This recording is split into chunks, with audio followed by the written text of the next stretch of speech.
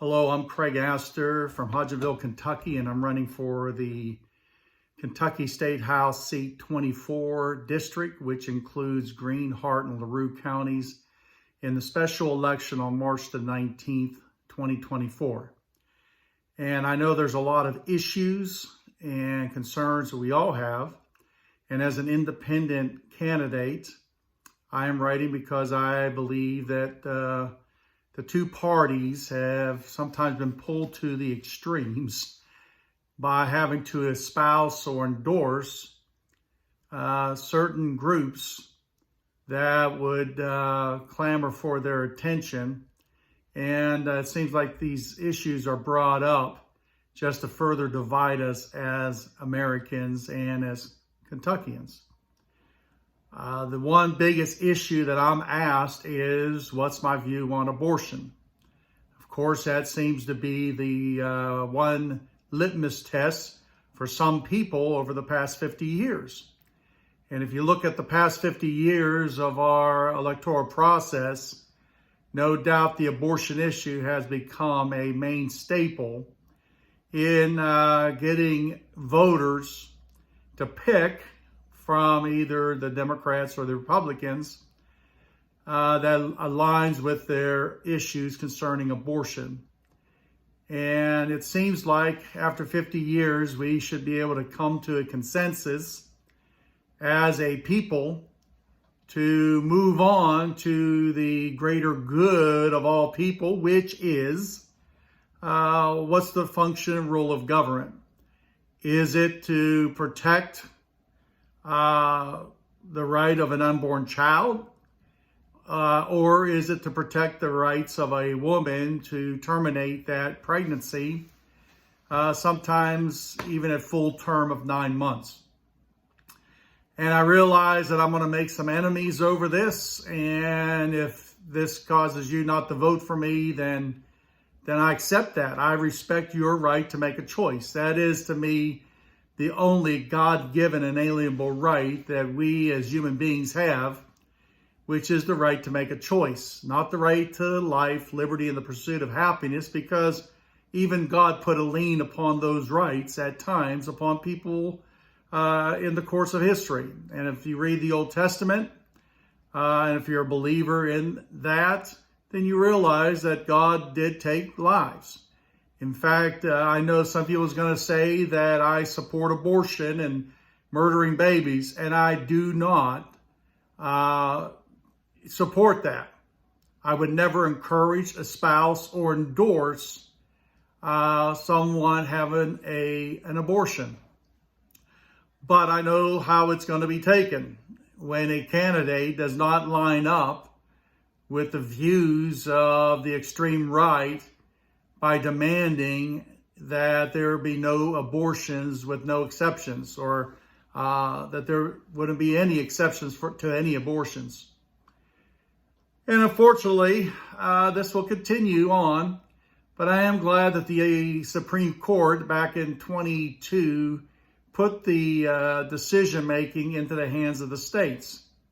And here in the United States of America, we will probably have 50 different shades of color when it comes to representing the dark red side or even the dark blue side. As an independent candidate, and I've been a part of both parties, I've been active in both parties, I can see the argument of both sides. I am a minister. I'm a preacher. Maybe after this video, I'll never be asked to preach again. But it's about time that we look at this issue deeper than just saying, do you support her rights, the woman's right to abortion, or do you support the right to life? I am for life. In fact, I hate wars. And I find it saddening that there are some that will make such a big stand when it comes to the protecting the rights of the unborn child, but yet will go right along with supporting and funding the wars that kills thousands and tens and maybe even hundreds of thousands of people. So I am for life. And I like to see every child be given life, but also to live a life that's worth living.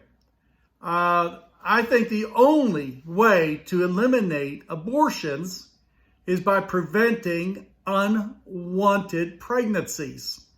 And I understand that there are some that are going to say, well, if they would just abstain and just save it till marriage. Well, maybe even after marriage, there are unwanted pregnancies. And I'm not too sure that I was an unwanted pregnancy when I see the age gap between my 3 older brothers of 9, 8, and 7 years older than me. I probably was an oops for my parents, but I am thankful that I was born into a loving family of loving parents who wanted a baby boy named Craig. But really, we need to deal with the issue of unwanted pregnancies. And yes, I'm just going to say right off the bat that if you are someone that believes that a woman should have the right to terminate a pregnancy at full term and there be no restrictions upon that right, then I would say I'm not your candidate. And at the same time, if you are one that leans to the right of or the far right, and you believe in the personhood of the unborn child, in giving constitutional rights to a fertilized egg, a zygote, or a embryo, and that there should be no contraceptive or no decision by that woman to take even a morning after pill, I'm probably not your candidate. As an independent, I've come to see that how can we honor the inalienable right for people to make a choice, and at the same time to see that abortions committed against unborn children at 3, 6, 9 months is prevented. I would hope that the people on the left of this issue see how repulsive abortion is to those on the right. And to be honest, for 50 some years, a political party and all your major media, celebrities in Christian ministry, whether on the television or on radio, have been beating the drum that abortion is murder, and that you can't vote for a Democrat or anyone that supports the right of a woman to make that choice. So for 60 years, probably longer, and by the way, I would identify myself as a Christian, though I don't go around telling people I'm a Christian. I would hope that my actions would speak for themselves and that people would know by the love and compassion and grace and mercy and how I treat others that I am a follower of the teachings of Jesus Christ. And sometimes it is embarrassing when I think of all the reasons that people have for not being Christians, and I'm sure there's 1,000,000,001 reasons, and unfortunately Christians are a lot of times those reasons, because they see the imperfections of the messengers, and they judge the king that we are supposed to be representing, Jesus Christ. And unfortunately, this turns people off because of the attitude and the actions and behavior of Christians. So I would just like to talk about this issue. And like I said, this is a long video. And it's going to be long because it's going to deal with this issue: is abortion murder? Now, I believe in the separation of church and state, and I don't believe the state has any right to tell the church or any religious group what they can and cannot preach. And I believe that if there are people that believe that all puppy dogs and or puppy dogs and kitty cats go to heaven when they die, if they want to attend a religious organization or church or whatever you want to call it that preaches that, then by all means, they have that right to believe that. And I'm sure that they can get a tax write-off if they file for 501c3 of the First Church of the All Dogs Go to Heaven.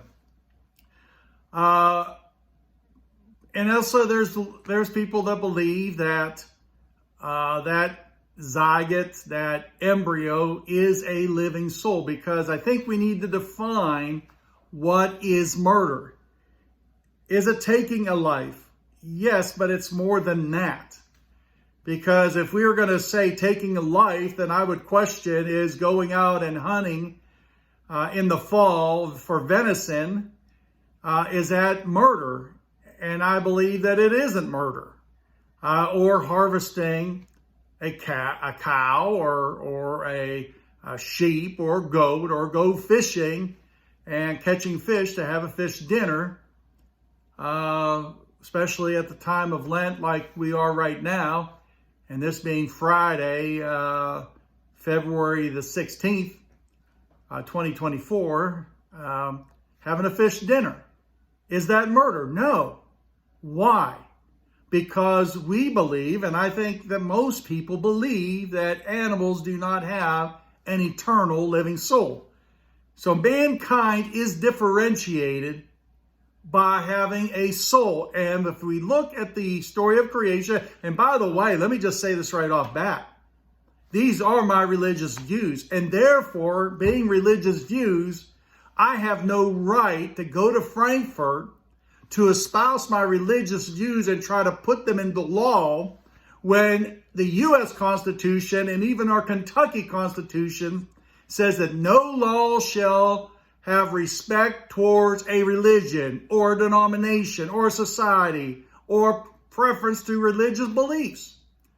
Do we have the right to believe whatever we want? Yes, God does not force us, and neither should the state force us to believe in something.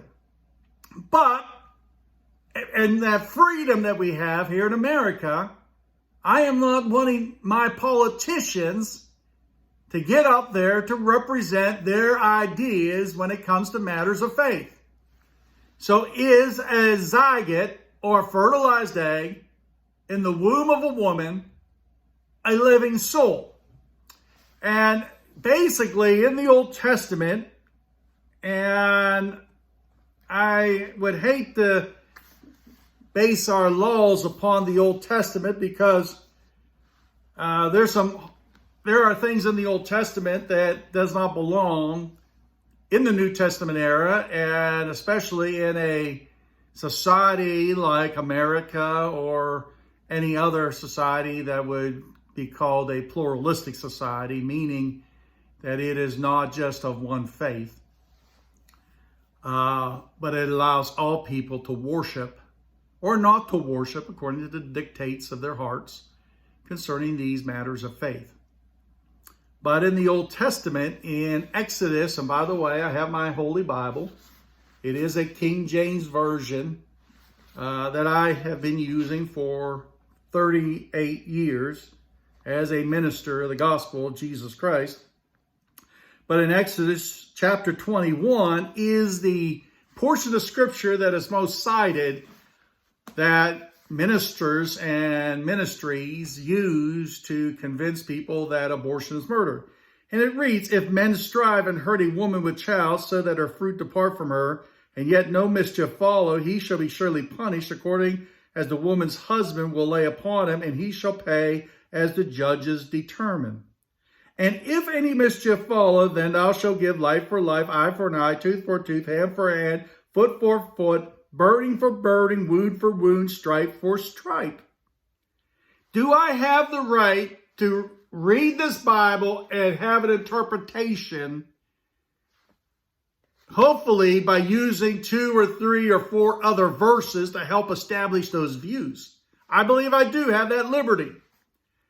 Now, if you believe that you should not have the right to read the Bible individually or come up with ideas on your own unless they're given to you by a pastor or a bishop or an overseer or some papal authority, that's your choice.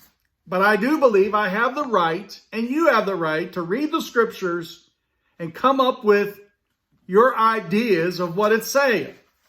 So here in Exodus chapter 21, verses 22 through 25, it is telling us that if there's a woman that's pregnant that gets involved in a fight, maybe her husband is being assaulted by another man, and that woman is pushed or injured during that process, and it says, notice, so that her fruit depart from her, and yet no mischief follow, he shall be surely punished, according as the woman's husband will lay upon him, and he shall pay as the judges determine. So we need to understand that her fruit is brought forth.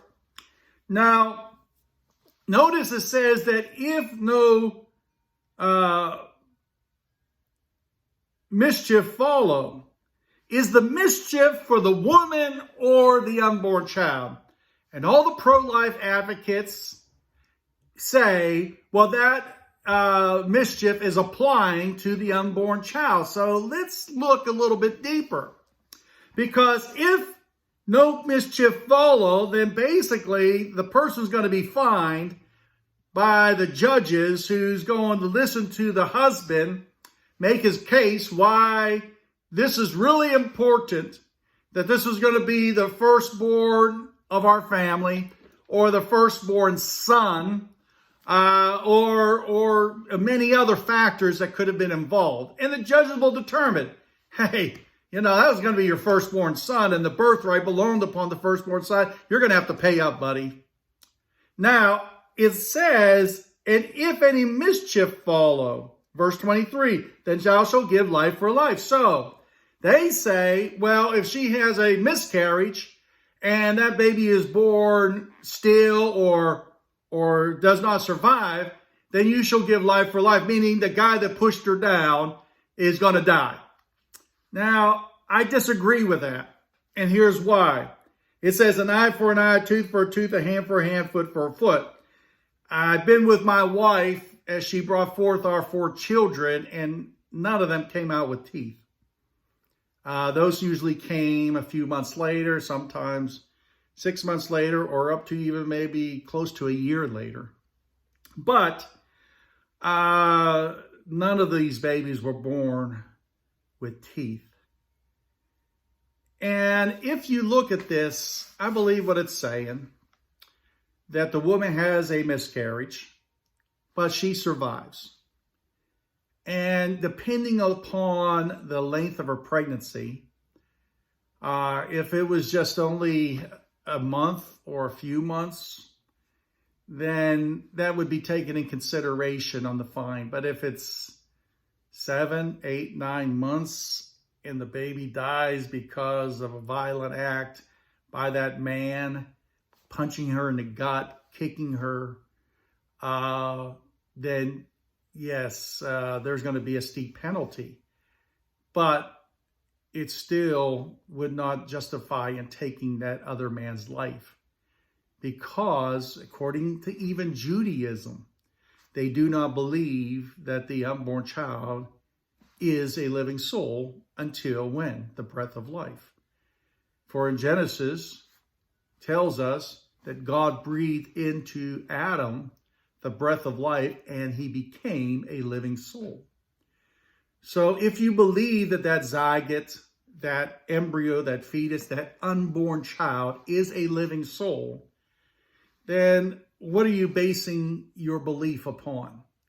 The Mormons, the Latter-day Saints, believe that there are spiritual beings up in heaven that have been birthed by the wives of Heavenly Father, is what they call them, or God. And they have eternal pregnancies and births to produce these souls that are just waiting for conception to be able to inhabit a body. If you want to believe that, that's fine. This is America, and we should be able to stand upon discussing our views, or the validity, or the weaknesses, or the errancy of our views in public. And you know what? Maybe when I was 30 or 40 years old, that I could see maybe that would have been an appeal to some young men having being God and having perpetual sex throughout eternity and impregnating his many wives to produce spiritual souls to be born into the earth. I don't think it's much of a heaven for a woman, but I guess it does appeal to some men. But if we look at the Bible, and here again, it's based on interpretation, and that's why we should not mix our religious beliefs and views upon others through the legislative means of political governments. And as a Christian, I would never encourage someone to have an abortion. I would never espouse or endorse it. But there are some people that don't even believe in contraceptives. And they're against all of that. And I'm here to say this is America. This is a place where we have the right to make a choice. And in some countries, and we've heard about recently, that have Sharia law, they basically lay it down, and their interpretation of Holy Writ, the Quran, is the law of the land. And there is no compromise. But in America, I believe that we have no right to tell or force others to believe in Jesus Christ, to go to church, to read a Bible, to pray every day, to do whatever we think, or to give 10% or whatever to the church. It is not our right to do that. So where do I stand? This is where I stand. I do not believe in any public funding for abortion. That is for people that feel like that is their mission.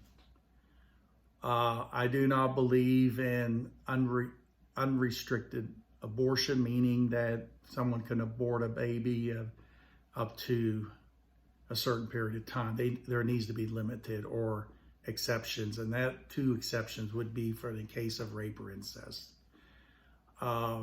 Is there other things that we could talk about? Yes. And some churches have a moderate law based upon their legislature, and some have a very liberal law concerning abortion.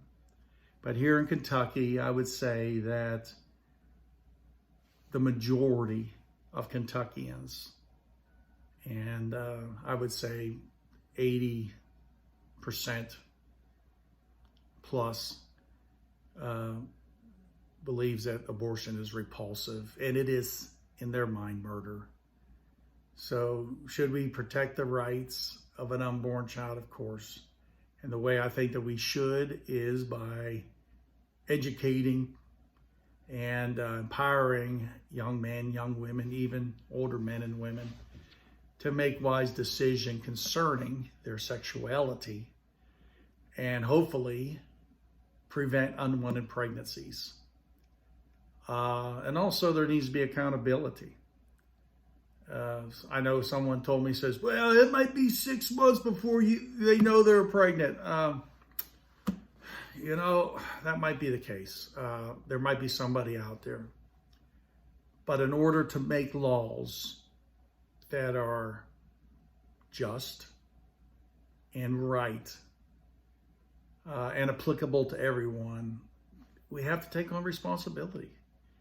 And if we're facing an unwanted pregnancy, and it's not just the woman, it needs to be our young men. It needs to be the men, that they step up, that they take on responsibility. But we need a law that represents the rights of a person to make that choice, but also the right to protect undue and unnecessary abortions that is used as a form of birth control instead of to save the life of the mother or in the case of rape or incest. So I know this is going to be very divisive, and I know that I'm probably going to lose a lot of friends over this, but we really need to see what the Bible says. And did Jesus say anything about abortion? No. Did the apostles write about abortion? No. The early church fathers, that books that I've been reading, some of them did mention about abortion, but it was always in reference to what the Romans and the heathens, the unbelievers were doing, that they were committing abortion. And as Christians, as people in the church, they said, no, it's murder. We don't do those things. And so in the church, I would say, yes, we need to abide by the things that we believe and practice. But also as Christians, we have no right to bring our political or well, we shouldn't bring our political views into the pulpit, but we have no right to bring our religious views and interpretations into the capitals of our states or our nation in DC and demand that our beliefs concerning an issue be enforced. These are religious beliefs, and we need to keep things separate. So in the church, yeah, don't have abortions. But for that person that's dealing with an unwanted pregnancy, it's their right to make that choice. And I would limit it, because I think that the people on my left need to realize that how repulsive we believe it is to butcher or cut up or mutilate an innocent child when it's 2, 3, 4 months in gestation within that womb. Anyways, this is just my views, and I'm Craig Astor. These do not represent my wife or my children's views, and I know that some of them might be hurt that I've made this video. But please, we need to move on as a society and as a nation and stop enriching ministries and politicians and getting them elected over this single issue when our jobs and the middle class and our society is going down at an accelerated rate because we are so divided over this issue. And I think it might be an issue that's kept alive just for that there is no solution to it that's going to satisfy everybody, so it's just kept alive. And there are going to be people who are going to get some votes just over this one issue, and that's not what I'm here for. I might lose the election. I might lose your vote over this, but I hope you also respect me as I respect you, that we need to move on, and we need to say, I just need to love my neighbor. When the woman taken in adultery in the Gospel of John was thrown at the feet of Jesus, and there was the accusers and men and young men all fired up with rocks in their hands, and they said, the law says that she was taken in the act of adultery, and the law says she should be stoned. What do you say, Jesus? Jesus didn't say nothing, except he that's without sin cast the first stone. Everyone walked away. Why? Because we're all sinners. We've all fallen short. We've all made mistakes. And what I pray and hope is that those that are caught in an unwanted pregnancy situation, I hope that they know that there are people that love her and care for her. And here I am also. I don't want to condemn her. But just love her and restore her. And hopefully she'll make the right decisions later. Because Jesus says, go and sin no more. Meaning, realize I probably won't be here next time if you get caught. And you might end up with having the wrath of these people upon you. Anyway, she might have been Mary Magdalene. And that's a very good possibility. And she became one of the most devout followers of Christ. So may God just help us as a nation and help the church not to be, should we be active in politics? Yes, that's your American right. But we do serve two different kingdoms. And in this kingdom called America, we abide by law-abiding citizens. But also we are kingdoms of heaven. We are citizens, children of the kingdom of heaven. So let's abide by those heavenly laws. And that heavenly law is what? The royal law of love. Let's love one another. Thank you.